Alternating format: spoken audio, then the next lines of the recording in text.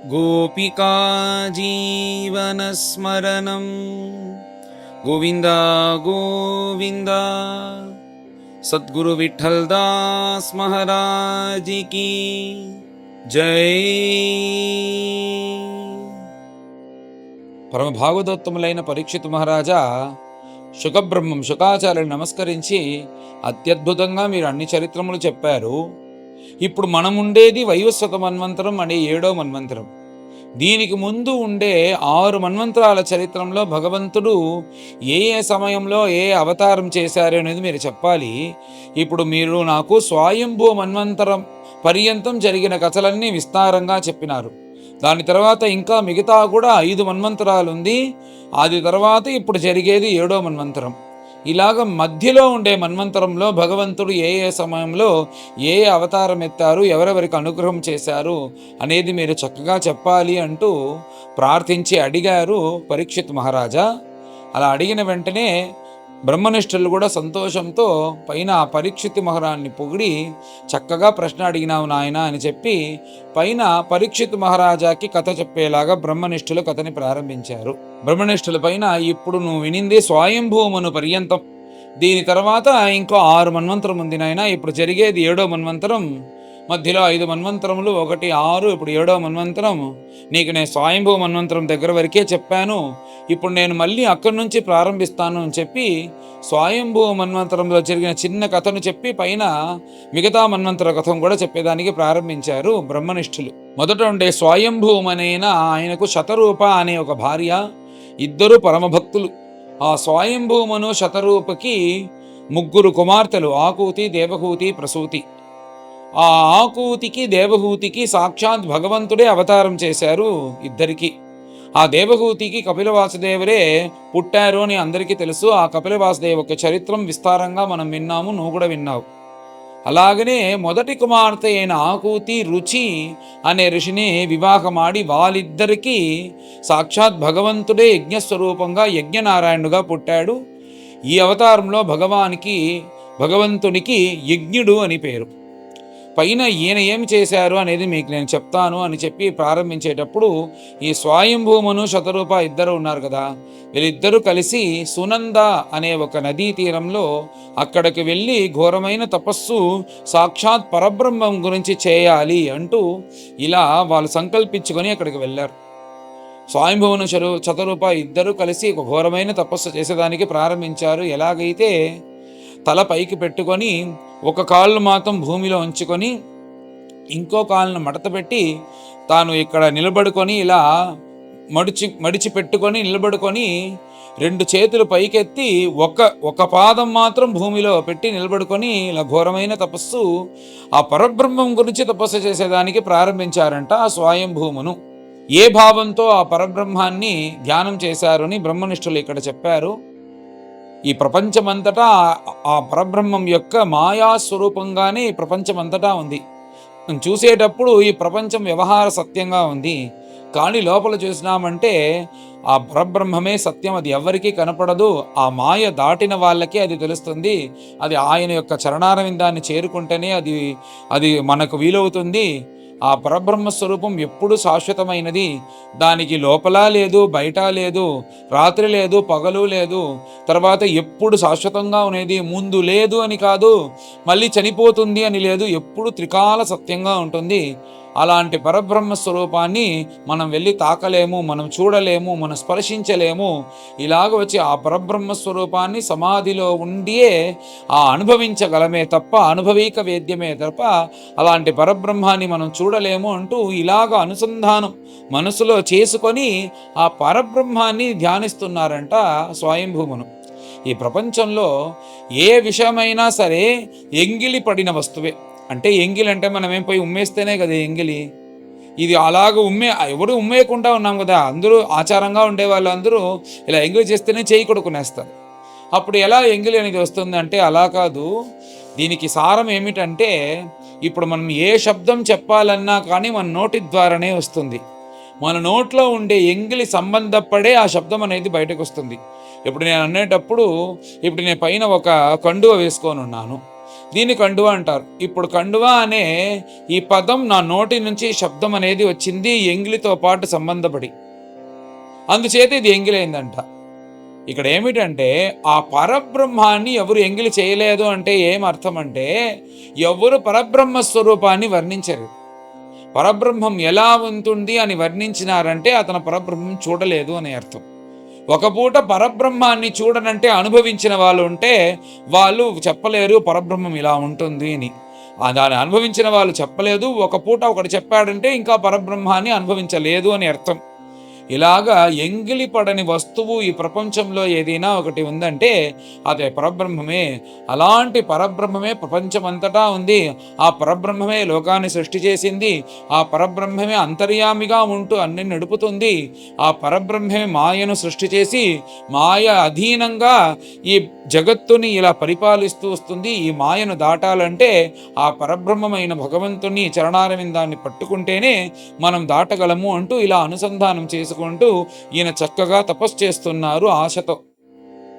ఇలా ఆయన తపస్సు చేసేటప్పుడు అక్కడక్కడ జగత్ సృష్టి అనేది ప్రారంభమైంది. అక్కడ కొన్ని రాక్షసులు అందరూ వచ్చారు. వాళ్ళందరూ ఏం చేశారంటే ఈ స్వయంభూమును కూడా వచ్చి చంపేయాలి అని ఇలా ఘోరంతో వస్తున్నారు. ఆ సమయంలో ఈ రుచికి ఆకూతికి పుట్టిన ఆ యజ్ఞ స్వరూపంగా ఉండే యజ్ఞనారాయణ స్వామి యాములు అనే కొన్ని వారు ఉన్నారు. వారిని దేవతలుగా మార్చి ఈ యజ్ఞ స్వరూపంగా ఉండే ఇతరే ఇంద్రుడిగా మన్వంతరంలో మారి ఇలాగా ఆ స్వయంభూముని కాపాడారు అని అన్నారు. ఇక్కడ ఏమిటంటే ఒక పెద్ద విషయాన్ని చెప్పారు బ్రహ్మనిష్ఠులు. ఇప్పుడు మనం 7వ మన్వంతరంలో ఉన్నాము. ఒక్కొక్క మన్వంతరానికి దేవతలు, ఇంద్రుడు అనేది ఒక పదవి, ఒక్కడు శాశ్వతంగా అక్కడ దాంట్లో ఉండడు. ఎలాగైతే ముఖ్యమంత్రి, ప్రధానమంత్రి మారుతూ ఉంటారు, మంత్రి అనేది పదవి, అలాగా ఇంద్రుడు అనేది ఒక పదవిలాగా ఉంది. ఒక్కొక్క మన్వంతరానికి ఒక్కొక్కడు ఇంద్రుడు అవుతున్నాడు అని ఇక్కడ బ్రహ్మనిష్ఠులు అంటున్నారు. ఈ స్వయంభూమనులో ఈ యజ్ఞ రూపంగా వచ్చిన భగవంతుడే ఇంద్రుడుగా ఉండి, యాములు అనే కొంతమంది వాళ్ళు దేవతలుగా మార్చి ఆ దేవతాపక్షంగా ఉంటూ భగవంతుడు ఇలా కాపాడి వచ్చారు. ఆ యజ్ఞస్వరూపమైన భగవంతుడు ఇలా ఉన్నారు అని చెప్పి స్వయంభూమను యొక్క కథను పూర్తి చేసి తర్వాత స్వారోచిష మన్వంతరాన్ని ప్రారంభించారు. ఈ స్వారోచిషులు ఎవరంటే అగ్ని భగవంతుడి యొక్క కొడుకు. ఈ స్వారోచిషమునకు 3 కొడుకులు. తర్వాత రోచనుడు అనే ఒకడే ఈ స్వారోచిషమనులో ఇంద్రుడిగా ఉన్నాడు. వేదశిరస్ తర్వాత తుషిత అనే దంపతులకి సాక్షాత్ భగవంతుడే అవతారం చేసి ఈ రోచనుడు అనే ఇంద్రుడికి సహాయం చేస్తూ అసురులతో పాటు జగడం వేసి యుద్ధం చేసి ఈ ఇంద్రుడిని కాపాడారు భగవంతుడు అంటూ ఒక్కొక్క మన్వంతరానికి ఇంద్రుడు, దేవతలు, సప్త ఋషులు, భగవంతుడు ఇలా అవతారం చేశారు సెట్టుగా అని చెప్తూ వస్తున్నారు. అంతేకాకుండా ఈ వేదశిరస్సు తుషిత అనే దంపతులకు పుట్టిన భగవంతుణ్ణి 88,000 ఋషులు బ్రహ్మచర్య ధర్మంతో ఉంటూ ఆశ్రయించి వాళ్ళు క్షేమం పొందారు అంటూ ఈ స్వారోచిష మన్వంతర కథను సంగ్రహంగా చెప్పి పూర్తి చేశారు. మిగతా ఉండే 4 మన్వంతరం తర్వాత మనం ఉండేది సప్తమ వైవస్వత మన్వంతరం. ఈ 4 మన్వంతరంలో 3, 4, 5 అని 3 మన్వంతరాలు ఉన్నాయి కదా. ఈ 3 మన్వంతరాలు మనం గమనించుంటే తెలుస్తుంది. పంచమ స్కందంలో ప్రియవ్రతుడు యొక్క పుత్రుడైన ఉత్తమ తామస రైవతులు అనే 3 ఆ ప్రియవ్రతులు మన్వంతరాధిపతిగా చేశారు. ఆ 3వ మన్వంతరానికి అధిపతి ఉత్తముడు అనే ప్రియవ్రత కుమారుడు ఈయన మన్వంతరాధిపతిగా అయ్యారు. ఈ మన్వంతరంలో 3వ మన్వంతరంలో సత్యజిత్తు అనే ఒకడు ఇంద్రుడిగా పట్టాభిషేకం చేయబడ్డారు. తర్వాత సత్యులు అనే కొంతమంది ఉన్నారు, వాళ్ళు దేవతలుగా ఉన్నారు. ప్రమదులు అనే కొంతమంది, ఆ కొంతమందిలో 7గురిని ఎత్తి సప్త ఋషులుగా వాళ్ళు ఉన్నారు. ధర్ములు, సూనృత అనే దంపతులకి సత్యసేన అంటూ సాక్షాత్ భగవంతుడే హరి అనే అవతారంతో, అన్ని అవతారంతో హరి అని పేరు, కానీ ఇంకొక పేరు ఉంది సత్యసేనుడు అని పేరు. ఆ సత్యసేనుడుగా భగవంతుడు అవతారం చేసి సత్యజితు అనే ఇంద్రుడికి సహాయం చేస్తూ దేవతాపక్షంగా ఉంటూ అసురుల దగ్గర నుంచి వచ్చే బాధను యుద్ధంలో గెలిపించి భగవంతుడు ఇలా ఉన్నారు అంటూ ఈ ఉత్తమ మన్వంతరంలో ఎవరెవరు ఇంద్రుడుగా ఉన్నారు, ఎవరు దేవతలుగా వచ్చారు, ఎవరు సప్తఋషులుగా ఉన్నారు, భగవంతుడు ఎవరికి అవతారం చేశారు అని బ్రహ్మనిష్ఠులు ఇలా పరీక్షిత్ దగ్గర చెప్పారు సంగ్రహంగా. తర్వాత 4వ మన్వంతరమైన తామస మన్వంతరం. ఈ తామస మన్వంతరంలో తామసుడు అనే ప్రియవ్రతుడి యొక్క ఇంకొక కుమారుడు, 4వ కుమారుడైన తామసుడు ఈ మన్వంతరాధిపతిగా 4వ మన్వంతరానికి చేశారు. తర్వాత త్రిశిఖుడు అనే ఒకడు, అతన్ని ఇంద్రుడిగా చేశారు. సత్యకులు అనే కొంతమంది ఉన్నారు, వాళ్ళు దేవతలుగా చేశారు. అలాగే ఈ తామస మనువుకి ఖ్యాతి నరుడు అనే 10 కుమారులు. తర్వాత జ్యోతిర్ధాములు అనే కొంతమంది ఉన్నారు, వాళ్ళు 7 మంది సప్తఋషులుగా అయినారు. అలాగే ఉంటూ వస్తుండేటప్పుడు హరిమేధస్ హరిని అనే దంపతులకి సాక్షాత్ హరి భగవంతుడే అవతారం చేశారు. ఈ హరిని ఆరాధించే పరమ భాగవతోత్తముడైన గజేంద్రునికి సద్గతి దక్కింది అని చెప్పిన వెంటనే, అలాంటి గజేంద్రుని గురించి నేను విన్నాను, ఆ గజేంద్రుడు ఎంత పరమ భాగవతోత్తముడి నాకు తెలిసే, ఆ గజేంద్రుని కోసం సాక్షాత్ భగవంతుడు వచ్చి ఆ ముసలి తలను నరికి భగవంతుడు అనుగ్రహం చేశారని విన్నారు. ఇంకా ఏమేమి జరిగింది, ఎందుకు ఇలా జరిగింది అనేది మీరు బాగా విస్తారంగా చెప్పాలి. పరమ పుణ్యమైన చరిత్రం అంటూ ఈ చరిత్రం ఎవరైతే వింటారో వాళ్ళకి ధన్యం, యశస్సు, బాగా డబ్బులు, కీర్తి, కుటుంబంలో ఉండే అన్ని విషయాలన్నీ దక్కుతుంది అని ఫలశ్రుతి ముందే చెప్పేస్తున్నారు పరీక్షితుడు.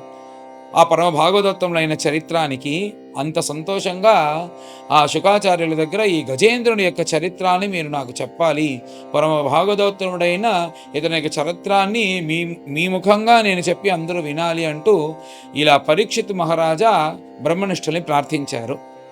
ఇలా పరీక్షిత్ అడిగిన ప్రశ్నను సూత పౌరాణికులు కదా ఇప్పుడు శౌనకాది మహర్షులకు కథ చెప్తున్నారు, బ్రహ్మనిష్ఠులు పరీక్షిత్ మహారాజు యొక్క సంవాదంగా.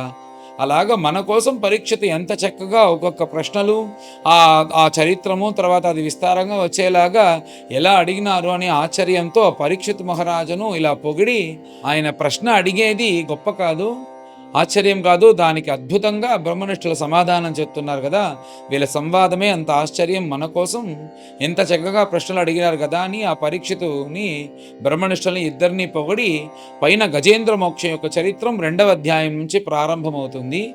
ఈ 3 మన్వంతరులు ఈ కథలన్నీ మొదటి అధ్యాయంలో చెప్పారు. పైన అందరం కలిసి ఈ మొదటి అధ్యాయాన్ని పారాయణం చేస్తాం. అష్టమస్కంధః అథ ప్రథమోऽధ్యాయః. రాజోవాచ స్వయంభువస్యేహ గురో వంశోऽयं విస్తరాత్ శ్రుతః యత్ర విశ్వసృజాం సర్గః మనూన్ అన్యాన్ వదస్వనః యత్ర యత్ర హరేర్జన్మ కర్మాణి చ మహీయసః గృణంతి కవయో బ్రహ్మన్ తాని నో వద శృణ్వతాం యద్యస్మిన్నంతరే బ్రహ్మన్ భగవాన్ విశ్వభావనః కృతవాన్ కురుతే కర్తా హ్యతీతే అనాగతేద్యవా. ఋషిరువాచ మనవోస్మిన్ వ్యతీతాః షట్ కల్పే స్వయంభువాదయః ఆద్యస్తే కథితో యత్ర దేవాదీనాం చ సంభవః ఆకూత్యాం దేవహూత్యాం చ దుహిత్రోః తస్య వై మనోః ధర్మజ్ఞానోపదేశార్థం భగవాన్ పుత్రతాం గతః కృతం పురా భగవతః కపిలస్యానువర్ణితం ఆఖ్యాస్యే భగవాన్ యజ్ఞః యచ్చకార కురుద్వః విరక్తః కామభోగేషు శతరూపాపతిః ప్రభుః విసృజ్య రాజ్యం తపసే సభార్యో వనమావిశత్ సునందాయాం వర్షశతం పదైకేన భువం స్పృశన్ తప్యమానః తతో ఘోరం ఇదమన్వాహ భారత. మనురువాచ येन चेतयते विश्वं विश्वं चेतयतेऽयं यो जागर्ति शयानेऽस्मिन् नायं तं वेद वेदसः आत्मावास्यम् इदं विश्वं यत्किञ्चित् जगत्यां जगत् तेन त्यक्तेन भुञ्जीथाः मा गृधः कस्य स्विद्धनं यं न पश्यति पश्यन्तं चक्षुर्यस्य नरिष्यति तं भूतनिलयं देवं सुपर्णम् उपधावत न यस्याद्यन्तो मध्यं च स्वः परो नान्तरं बहिः विश्वस्यामूनि यद्यस्मात् विश्वं च तदृतं महत् स विश्वकायः पुरुहूत ईशः सत्यस्वयं ज्योतिरजः पुराणः दत्तेस्य जन्माद्यजया आत्मशक्त्या तां विद्ययोदस्य निरीह आस्ते अथाग्रे ऋषयः कर्माणि ईहन्ते अकर्महेतवे ईहमानो हि पुरुषः प्रायो नीहां प्रपद्यते ईहते भगवानीशः न हि तत्र विषज्यते आत्मलाभेन पूर्णार्थो नावसीदन्ति येनुतं तमीहमानं निरहङ्कृतं बुधं निराशिषं पूर्णमनन्यचोदितं नृंशिक्षयन्तं निजवर्त्मसंस्थितं प्रभुं प्रपद्ये अखिलधर्मभावनम् श्रीशुकोवाच इति मन्त्रोपनिषदं व्याहरन्तं समाहितं दृष्ट्वासुरा यातु धानाः जग्धुम् अभ्यद्रवन् क्षुधाः तांस्तथा अवसितान् वीक्ष्य यज्ञः सर्वगतो हरिः यामीः परिवृतो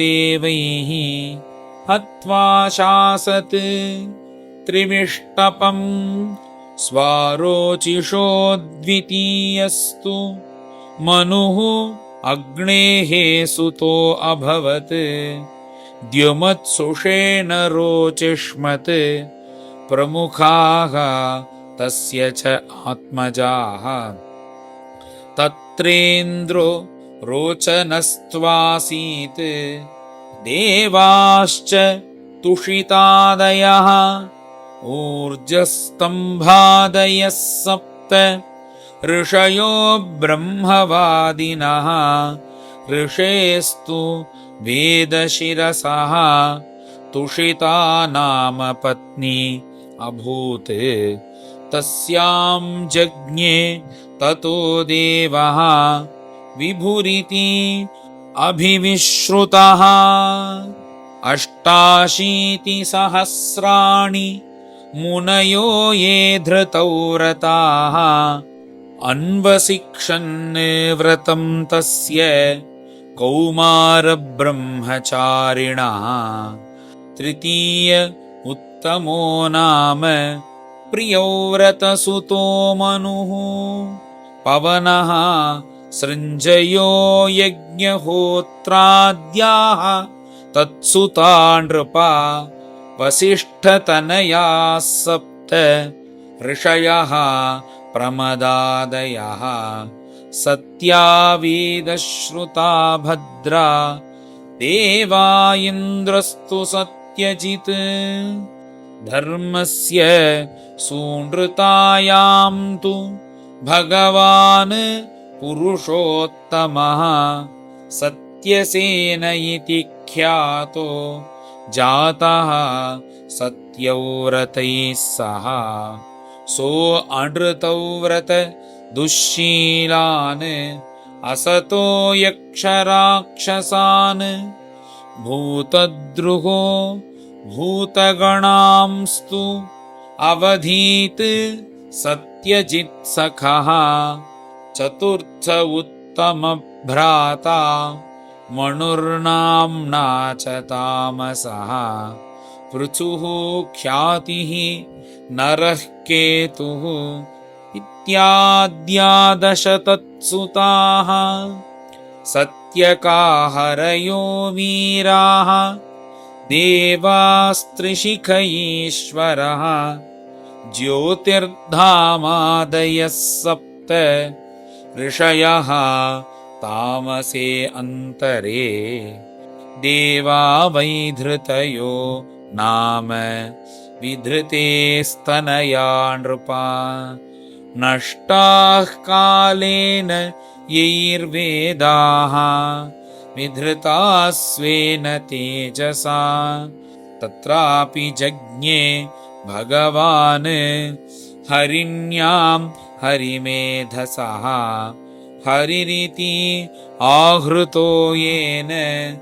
गजेन्द्रो मोचितोऽग्रहात् राजोवाच बादरायण एतत्ते श्रोतुमिच्छामहे वयम् हरिर्यथा गजपतिं ग्राहग्रस्तममुमुचत् तत्कथासु महत्पुण्यं धन्यं स्वस्त्ययनं शुभं यत्र यत्रोत्तमश्लोकः भगवान् गीयते हरिः सूत उवाच परीक्षितैवं स तु बादरायणिः प्रायोपविष्टेन कथासु चोदितः उवाच विप्राः प्रतिनन्द्य